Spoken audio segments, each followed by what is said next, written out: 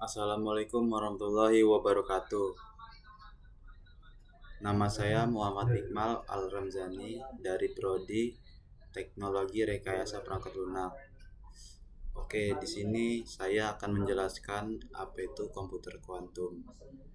Jadi, komputer kuantum adalah alat hitung yang menggunakan sebuah fenomena mekanika kuantum, misalnya superposisi dan keterkaitan, untuk melakukan operasi data. Dalam komputasi klasik, jumlah data dihitung dengan bit. Dalam komputer kuantum, hal ini melakukan dengan qubit. Prinsip dasar komputer kuantum adalah bahwa sifat kuantum dari partikel dapat digunakan untuk mewakili data dan struktur data, dan bahwa mekanika kuantum dapat digunakan untuk melakukan operasi dengan data ini. Dalam hal ini, untuk mengembangkan komputer dengan sistem kuantum diperlukan suatu logika baru yang sesuai dengan prinsip kuantum. Ide mengenai komputer kuantum ini berasal dari beberapa fisikawan, antara lain Charles H. Bennett dari IBM, Paul A. Benioff dari Argonne National Laboratory, Illinois, David Dodds dari University of Oxford, dan Richard P. Feynman dari California Institute of Technology atau Caltech. Pada awalnya, Feynman mengemukakan idenya mengenai sistem kuantum yang juga dapat melakukan proses penghitungan. Feynman juga mengemukakan bahwa sistem ini bisa menjadi simulator bagi percobaan fisika.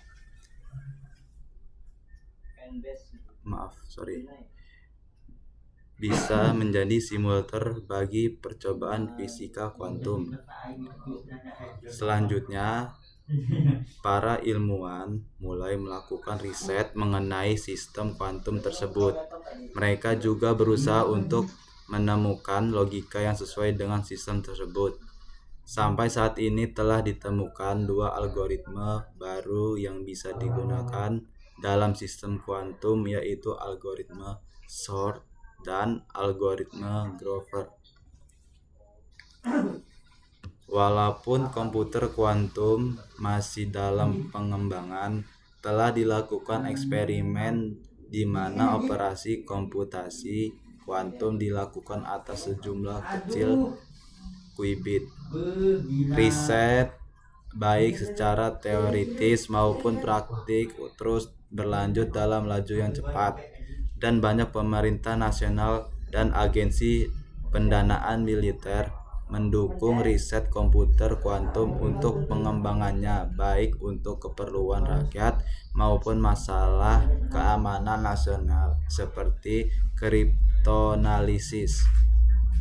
Selanjutnya, seperti telah dipercaya dengan sangat luas bahwa apabila komputer kuantum dalam skala besar dapat dibuat, maka komputer tersebut dalam menyelesaikan sejumlah masalah lebih cepat daripada komputer biasa. Komputer kuantum berbeda dengan komputer DNA dan komputer klasik berbasis transistor. Walaupun mungkin komputer jenis tersebut menggunakan prinsip kuantum mekanik, sejumlah arsitektur komputasi seperti komputer optik, walaupun menggunakan superposis klasik dari gelombang elektromagnetik, namun tanpa sejumlah super kuantum mekanik dalam spesifik seperti keterkaitan, maka tak dapat berpotensi memiliki kecepatan komputasi sebagai yang dimiliki oleh komputer kuantum. Nah, ini untuk komputer kuantum sudah dijelaskan. Next, definisi Perbedaan komputer kuantum dengan teknologi saat ini. Komputer kuantum memiliki perbedaan dengan komputer klasik, yaitu komputer klasik menggunakan bit, sedangkan komputer kuantum menggunakan qubit atau kuantum bit. Qubit memiliki kemampuan untuk menyimpan kombinasi linear dari nilai 0 dan 1 secara bersamaan. Kekuatan pemrosesan komputer kuantum meningkat secara eksponensial saat qubit ditambahkan, sedangkan komputer klasik meningkatkan secara linear saat lebih banyak bit ditambahkan. Kondisi operasi. Komputer kuantum biasanya harus beroperasi dalam kondisi fisik yang lebih teratur daripada komputer klasik. Kecepatan. Komputer kuantum mampu memecahkan tipe masalah tertentu lebih cepat daripada komputer klasik. Aplikasi. Komputer kuantum dapat digunakan untuk machine learning atau ML, optimisasi dan simulasi sistem fisik. Perangkat keras. Komputer kuantum memanfaatkan perangkat keras yang berdasarkan pada fenomena mekanika kuantum. Komputansi kuantum adalah bidang multidisiplin yang mencakup aspek ilmu komputer, fisika, dan matematika. Oke, itu saja untuk definisi perbedaan komputer kuantum dengan teknologi saat ini. Next. Meningkatkan AI komputasi kuantum melihat ke masa depan. Komputasi kuantum berpotensi berevolusi berbagai bidang dan bersimpangan antara komputasi kuantum dan kecerdasan buatan atau AI. Memiliki janji khusus, komputer kuantum dengan kemampuannya untuk memanipulasi qubit atau bit kuantum yang dapat berada dalam beberapa keadaan secara bersamaan, menawarkan janji untuk memecahkan masalah yang saat ini sulit dipecahkan oleh komputer klasik. Sementara kita masih dalam tahap awal memahami dan menerapkan AI bertenaga kuantum, beberapa manfaat dan inovasi potensial dapat muncul dari sinergi ini. Dapat pengarahan pada kemajuan signifikan dalam kemampuan AI yang mendorong inovasi dalam berbagai bidang. Cara komputasi kuantum dapat meningkatkan kecerdasan. Oke, saya jelaskan. Potensi komputasi kuantum untuk merevolusi bidang kecerdasan buatan sangat besar. Berikut adalah 8 kemungkinan cara komputasi kuantum dapat meningkatkan AI. Paralelisme dan percepatan kuantum. Komputer kuantum memanfaatkan prinsip superposisi dan keterkaitan yang memungkinkannya melakukan beberapa kalkulasi secara bersamaan.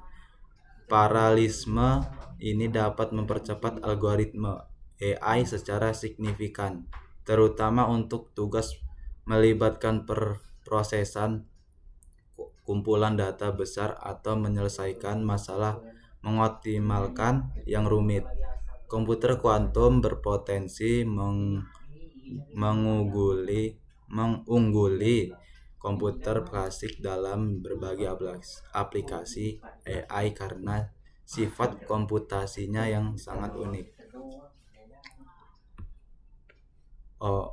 optimasi dan pelajaran mesin. Komputasi kuantum sangat cocok untuk masalah pengoptimalan yang lazim dalam pembelajaran mesin. Algoritma kuantum seperti quantum approximate optimization algorithm atau QIOI dapat digunakan untuk meningkatkan tugas optimalan yang terlibat dalam pelatihan model pembelajaran mesin. Hal ini dapat menghasilkan proses pembelajaran yang lebih cepat dan lebih efisien. Setelah itu, pemrosesan dapat ditingkatkan. Komputer kuantum unggul dalam mengenai dan memproses dalam jumlah besar karena sifat paralelismenya. Kemampuan ini dapat menguntungkan aplikasi AI yang memperlakukan pemrosesan data ekstensif seperti pemrosesan bahasa alami, pengenalan gambar, dan sistem rekomendasi. Selanjutnya, enskripsi dan keamanan yang ditingkatkan. Komputer kuantum juga berpotensi mengancam metode enskripsi saat ini, tetapi juga dapat digunakan untuk meningkatkan kemampuan dalam aplikasi AI. Teknik kriptografi yang tahan kuantum dapat digunakan untuk melindungi data sensitif, memastikan proses dan keamanan sistem AI. Selanjutnya, eksplorasi jaringan saraf kuantum. Jaringan saraf kuantum merupakan bidang penelitian aktif yang bertujuan untuk menggabungkan prinsip komputasi kuantum dengan arsitektur jaringan saraf. Jaringan ini dapat menawarkan cara baru untuk memodelkan dan mempresentasikan data kompleks yang berpotensi menghasilkan model AI yang lebih tangguh dan ekspresif. Selanjutnya, simulasi sistem kuantum. Komputer kuantum ahli dalam simulasi sistem kuantum yang dapat bermanfaat untuk aplikasi AI yang terkait dengan kimia kuantum, ilmu material, dan penemuan obat. Kemampuan ini dapat menghasilkan terobosan dalam memahami interaksi molekuler yang kompleks dan merancang material baru. Selanjutnya, sistem kuantum klasik hibrida. Komputasi kuantum dapat diintegrasikan ke dalam sistem komputasi klasik yang dapat untuk menciptakan model hibrida. Pendekatan ini mungkin prosesor kuantum untuk mengenai tugas-tugas tertentu, sementara proses klasik mengelola tugas-tugas lainnya. Arsitektur hibrida ini dapat memberikan cara yang praktis dan terukur untuk menempatkan peningkatan kuantum dalam AI. Selanjutnya, efisiensi energi.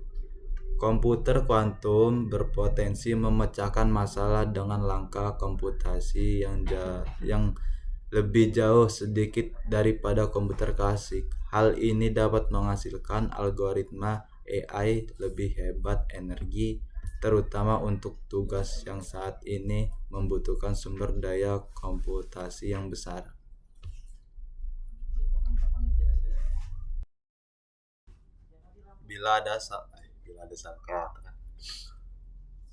Sekian dari saya. Bila ada salah kata dalam menjelaskan materi ini, saya mohon maaf. Wassalamualaikum warahmatullahi wabarakatuh.